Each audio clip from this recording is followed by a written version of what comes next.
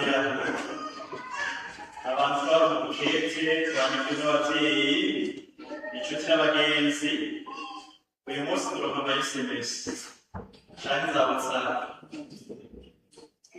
Rero ubundi kuri uyu munsi dusubira guhambira ngo abatahabaye baheze mu bingene vyagenda.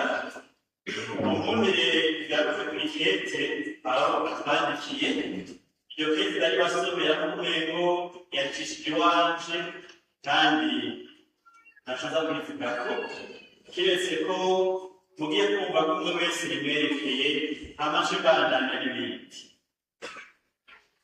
Umunwa ni jewe, inyandiko ni yakashomererana ngo jewe aho nahamagariwe kuba umutima wa Kristo Yesu kuko gushaka kw'Imana ndi kumwe na mwene wacu Sostene. Turabandikiye mwebwe Ekleziya y'Imana iri igikungu abatagatifujwe muri Kristo Yesu bahamagaye kuba beranda hamwe na bose n'ibari bose batabaza izina ry'umukama wacu Yesu Kristo, umukama wabo n'uwacu.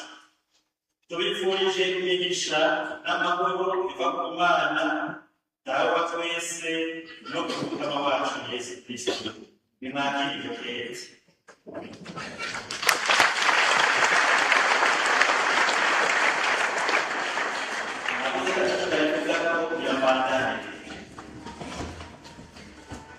Imana kuri umuntu iramwitondera iramuha igihanganirwa cya misi yose akagenda ubuzima bwiwe kugira ngo ashobore kuba abane neza n'abandi, abane neza n'ibimukikije, abane neza n'Imana. Yaratwemereye bimwe bimwe bikenerwa tugakoresha gusa mu buzima bwacu bwa misi yose ngaha ku isi, ariko dukoresha no mu kudufasha kugira ngo dushikire Imana. Muri ivyo harimo amaso, harimo amatwi, hariho ururimi,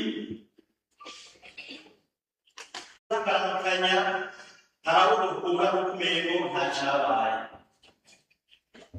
ugahora n'umuntu kabimuhuye n'ikintu ukwiye muri n'umuzi uyu muntu amuguze nani muyandi majambo baravuga ngo ni Murundi hawezi. Yesu yaje agana Yohane Batista, maze Yohane Batista arabona ko Yesu ariwe aje agana. Bavukanye ukwemera gutangurira mu kubona ko Yesu aza angana mu buzima bwacu, mu kubona ko Yesu ataza agana abandi, mu kubona ko Yesu ataza kugisha abandi, mu kubona ko Yesu ataza ababwira abandi, ariko aza agana jewe. Ivyo bicane muri abo kuvura Imana yaba yaraciye muri bene wacu, kandi ntiza gusa iciye muri ba bandi tubiyumva ngo Imana ashobora kuza iciye muri ba bandi bamaze gushira ku ruhande tutiyumvako, kuko nabo ni abana b'Imana. Tubishikayigana ku musi w'Imana ugeze twahimbaye batisi y'Umukama ngo tumenye ko twese turi abana b'Imana, ko dufise umuvyeyi umwe. Ivyo bica mu masakaramentu bigaca mu isabisho, na cane cane igisabisho kuruta ibindi vyose ariyo mwuka y'imisa, nkuko twari twese dukore na mwuka y'imisa, nico gisabisho kirenge n'ibisabisho. Rero ihambaye muri ivyo nuko tumenya ko Yesu aje atugana tugaheza tukamwakira. None bamuvukanye mbega nakira gute umuntu ajana? Uyu muntu acagana ndamwakira gute? Haratugana bashaka ko turamutsa, bashaka ko tuyaga, haratugana baratugana ingorane zabo. Erega hari igihe twama kwakira Imana itugendera iciye kuri abo bene wacu. Jewe hari igihe muraja mu bisabisho kandi y'Imana n'umukama nagiye gusaba igihe cyose ubwo muri cyane yicaye imbere y'isenge aba yicaye hanze baje gusaba kugira ngo nabe ingene tubuza gusenga icyo twigira muri ibi munsi wa kabiri rero atekanye muri two imbere yanjye yicaye umukenyezi araza yaje gusenga nyuma y'ubuca yaje gusenga uyu mukenyezi abona uwo mukenyezi ariko aratugana ajya kwifotse Mariya ijisho ryabaye Yesu ryaciye rivayo ni kuri cyawa mukenyezi ariko araza muraza kuraba abakenyezi murabizi muri muranga mukarabira hasi ibintu mukabumyanije araho y'umwanya muto naho y'umwanya munini aramwitegereza nanjye ndasomana ndayica icyo kandi ntabwo bituma y'ukanabara uyu mukenyezi ndamushimira rwose nk'inga murazi ko n'ubundi niko nkiri sinabibise kandi niko ndasaza gusa nawe ndababwira ibintu bijyanye n'inyamara abantu biyemeje ko mwishakiye kuko umwe muriye muri pati dogwi mugiye gutanga ya muziki ya pagani ukaza umugore w'umukama bambaye kushatse uyu mugore rero aratunga nawe yari yambaye ukuntu ubundi mukenyezi yambara n'ahantu ati none ubu byo turacenga yambaye kabigenda gute niko kumukurikiza ariko jisho bavukanye mbega amaso yacu tuyakoresha iki mbega abo Imana icyapa ngo baze batugana tubabonesha amaso ayo kandi Batista yari kayitegereza ingene Yesu aja amugana aya maso yacu tuyakoresha iki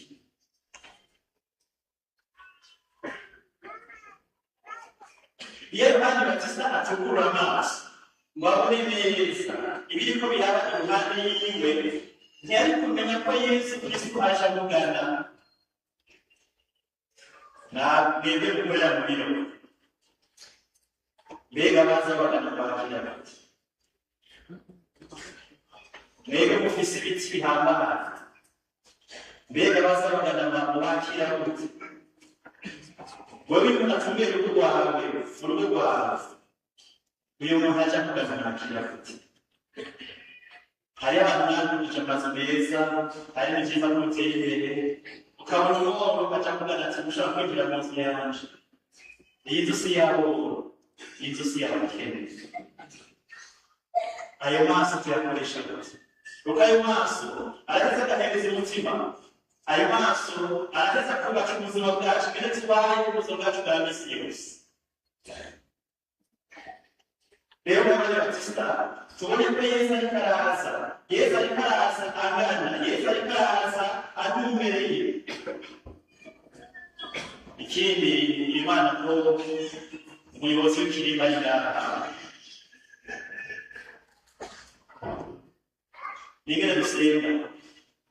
ingene dusenga ngaha mu misi y'Imana n'iki mbega kuza mu mpayimisi haza gusenga Imana n'abandi basenga mu kibanza canje canke naje gusenga mbega naje mugore w'umukama niyo korani ndirimba yonyene ibikorwa amashi yonyene iterwa y'iki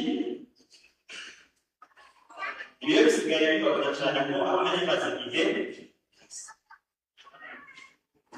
ibintu by'ukuri nahaza mu rutambe tuneze ibikoma amashi nari nabikuze naco gituma ko natasha wacu ndakaniye kuba ko turabira Imana twese tungana hageze ko amashi twese hageze kuhavuga kwa kumwe twese ndetse ubaye hageze kwicara twicare iyo yabaye imisa Yesu ajagana ntajagana yogani Batista uyu munsi ajagana wewe ufite ijambo yaguteguriye agomba kugushikiriza mu buzima bwawe mwakire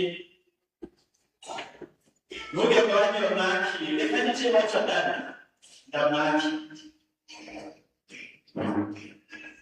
kabiri yesu acavuga ati uri umwagazi w'imana uri ukora ibicumuro by'abantu. Abarundi bati ikibwirwa n'ikibona icerekwa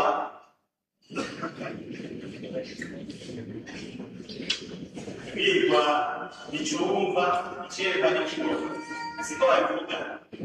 Aya majambo Yohani Batista yakoresheje niyo twaba twumva mu nka y'imisa igihe umusaseredoti atwebwira n'amaso bya Yesu Kristo.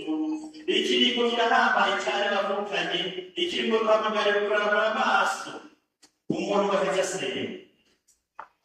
Igihe cyo gushengerera Yesu bisakanje n'Ukaristiya, si igihe cyo kunamika amaso cyangwa cyo gusamara. Ariko nano niko nibaza, mbega abakristo dufise mbega n'abandi benshi ubwo turategera ikinyegezwa duhimbaza mu nka y'imisa. Umusaseredoti mu kanya agiye guheza umukati n'umuvinyu kubasha n'umutima mweranda bigiye guhinduka amaraso n'umubiri vyiwe, hanyuma muhamagarwe mu nyuma kuza gusangira kuri mubiri. Ariko imbere yaho avuga ati uyu mwagazi w'Imana uri gukora abantu ibicumuro barahimbatumye b'Imana. Kirya kintu kirahamba, ntidusenga Imana y'umuzimu kubera kuraba hasi. Yarabwa amaso barabegukama uyu mwagazi w'Imana. Murabona naha tugasengeramo n'ibindi. Hariho abantu batakimenya ko na Yesu ari kuyamara, bashika bikira twanga bakora gusa baca bigira. Niba hari itunga rikomeye dufise muri Eklezia Gatolika kandi nta n'uzorisanga n'isakramentu ryerana n'abavukanye, Yesu Kristo ni muzima, Yesu Kristo ni wese muri kiriya gice cy'umukati n'umuvinyu. Nguyu mwagazi w'Imana.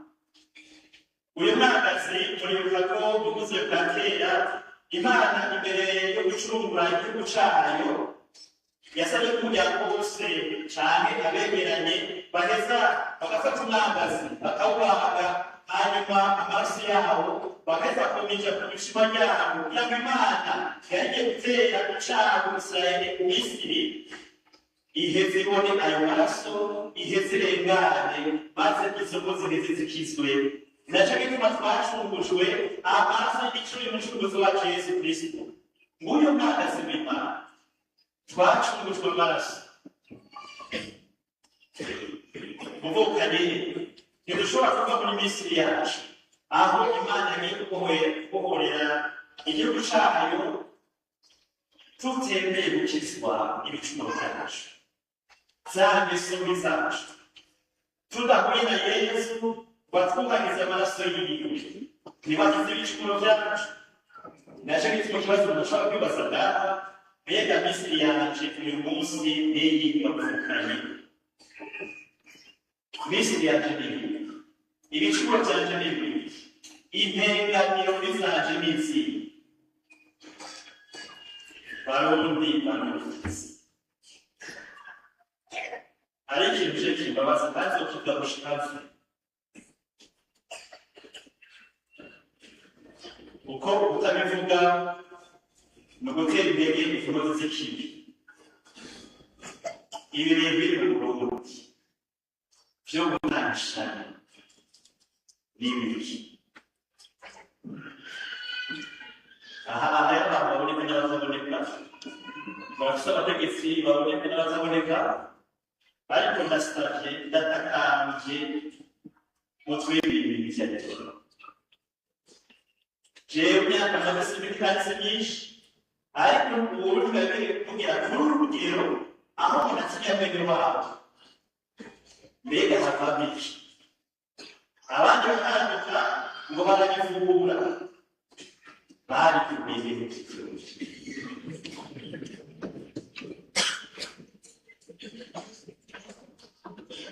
Inzoya zihabwa amashano, abakuze bahabwa amashano. Iyi Misiri yacu yitwa gute?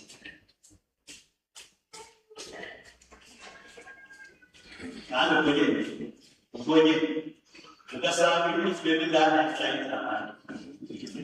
kandi aho ikaze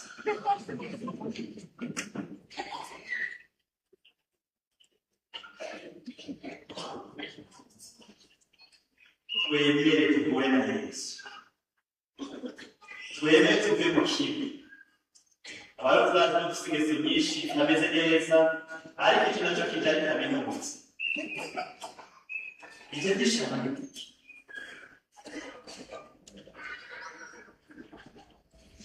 hari ibintu cyane bavukanye bishobora kuza kwakira umubiri wa Yesu ngaha hanyuma tuvuge kutambika ibitari kuri wawe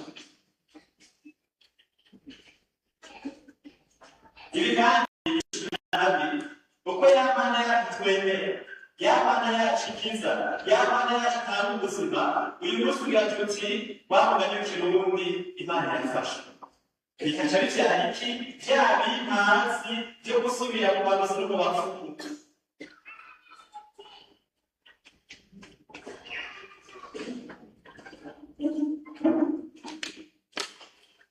iyi misi yacu dusabe Yesu yitubwire dusabe Yesu adufashe kuva muri iki kibi kibishi bwa gatatu Yohana tunabonye umutima amanuka ava mu ijuru inuma maze ahagarara muri shewe ahagarara kuri we aha rero urivuga kubona ifise iyi siguro muvukanye zo kubonesha amaso y'umubiri no kubonesha nyabona amaso y'umutima Yohana Batista yavuze inshuro zibiri zose ngo nanjye sinayiga munsi Yohani ayobowe n'umutima mweranda yabonye abandi batabonye ubuzima bwacu bwa misi yose turabona ibimenyetso tukumva amajambo tukabona ibishika ariko tukayibonesha amaso y'umubiri gusa turakeneye umutima mweranda adufasha gusoma ibimenyetso by'ibihe tukabibamo kutubona ibigagashika navuze ntana yatugendeye iciye kuri bene wacu ariko tusigara tubibona tutayabona umutima mweranda ntaha nyine Yohana mweranda kandi Batista mweranda ayobora umutima mweranda yabonye kubyukuri uwo mutima mweranda wamugiyeko ari umwana w'Imana none rero ntabwo dusabe ubwo bunywanyi bwacu n'umutima mweranda bweze bukomeye igihe umuntu amaze kubona n'umutima mweranda hari ingeso mbi avamo hari ingeso mbi asohokamo hari ingeso mbi asezerera akabona umushasha n'ijambo ry'Imana riba rishasha kuri we kuko muri iryo jambo ry'Imana niho yo kwica umutima w'Imana niho yagira bwa kane uzobona umutima yurukiyeko akamuhagararako niwe abatiza muri mutima mweranda ukwemera kwacu bavukanye ntibuhagaze tujye twiyumvira cyane ku bishuhisho ariko buhagaze ukuntu Imana yatwimenyesheje abatarigaje kugoroba barakonsa abatarigaje kugoroba barakonsa pe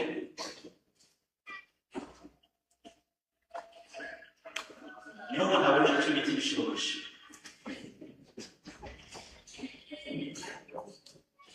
Imana yacu si Imana y'ibishuhisho Imana yacu ni Imana iturengeye ni Imana idusaba ngo duhite dutandukane n'iki na kiriya si Imana inezerwa gusa n'uko turi turayigendera gusa inezerwa n'uko umuntu ahagurutse akavavana n'akabi kiwe akagera gutera intambwe kuko mw'ijuru murabizi mw'ijuru Imana isamarayika baririmba ku mwanya wose basomajwe agoye neza cyane atagira agatose Yohana Batista ntiyahise n'umukurikira Yesu kuko yabonye by'ukuri aho umutima yurukiye hanyuma agahagarara gukurikira Yesu si ugukurikira ibitworohereza gusa ariko no kumenya ngo Kristo ari by'ukuri none bamuvukanyagana kubazi muramaze kubona Yesu ari muramaze kubona Yesu ahaba muramaze kubona Yesu agendera kugira ngo ise naguhabe ivyo uzobibonera hehe niwatangura kugendera mu cumwiwe, niwatangura kuvavana n'ibintu vyo gusenga vyaja ugasenga Imana koko na Yesu mu buzima bwawe bw'ukuri.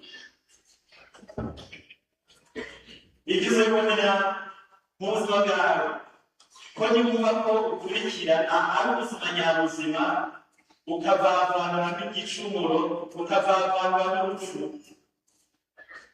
uzobibonera niwatangura gukunda urukundo rutikunda, urukundo rutirondera, urukundo rukundira abagomba.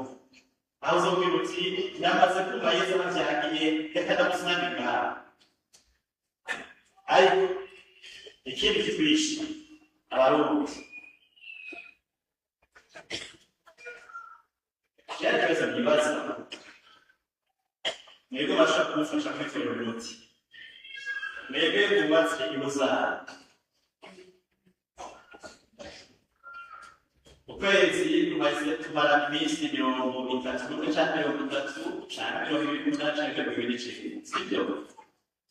Wewe uzoza umuryango wawe ukawuhemba ibihumbi nka 200 ku kwezi,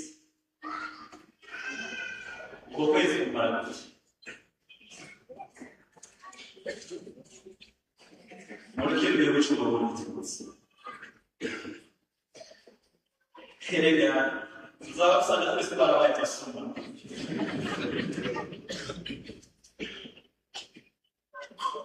kandi ico usoma rero abarundi jewe ndakunda kandi Umurundi koko. Umurundi ni umuntu mwiza cane, mwiza cane, vyose abikora mw'ibanga, vyose ni mw'ibanga, nta ngorane.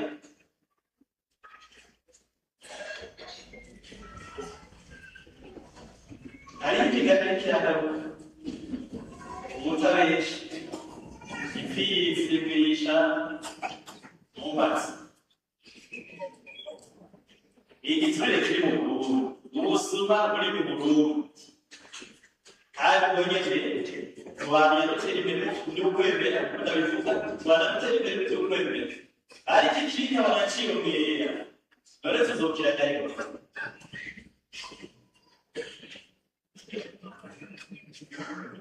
Nukuri namba ariko nibaje ico kibazo, none imiryango ibayeho gute? Mwebwe mutunze imiryango ituze gute muri buno bukene busukura inzara?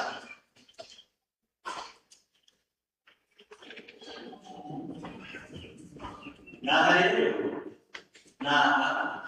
uzoza kumenya ko vy'ukuri watangaye ko nawe umuntu aja kugana, hama ukamenya nkaho aba n'ivyo akunda, ariko ugize uti ubukene bwabeko ntabubeko, ariko ntabose.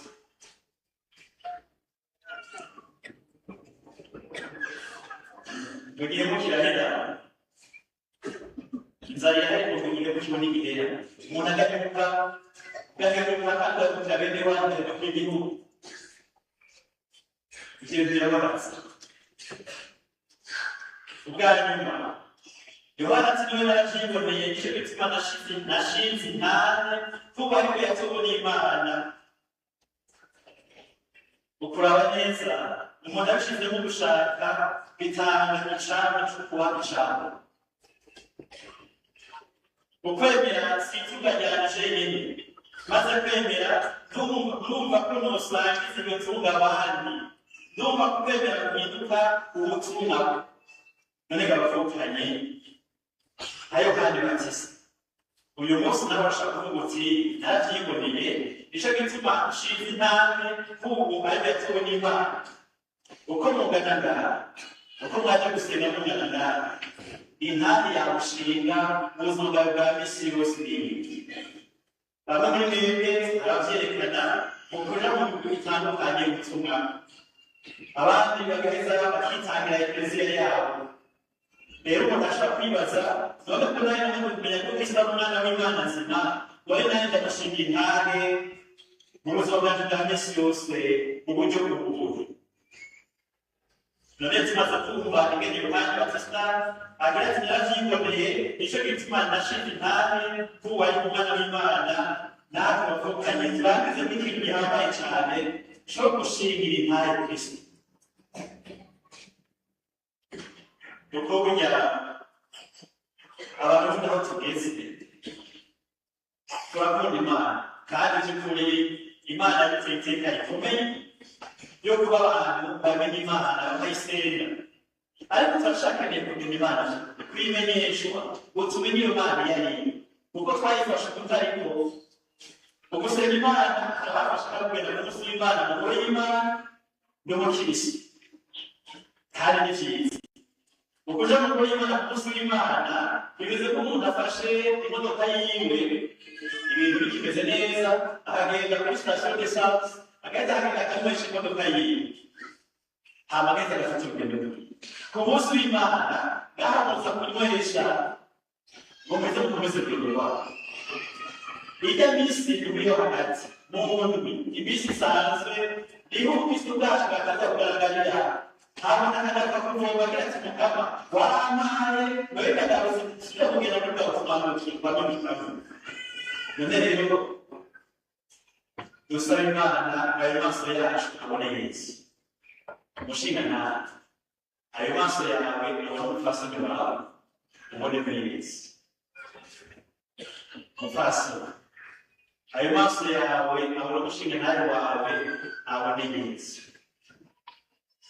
Wana wabukiriza jamwe ndetse kuri biro ayo maso yawe abone abavyeyi ayabone Yesu. Mwebwe tuza abakozi Mana neza uyu mukozi wawe mubonemo Yesu. Namwe abakozi uyu mukoresha wawe mubonemo Yesu. Nguko kubona nko muri Yohana Kristo yamuvuze nibyo ndabifundishe Imana ndetse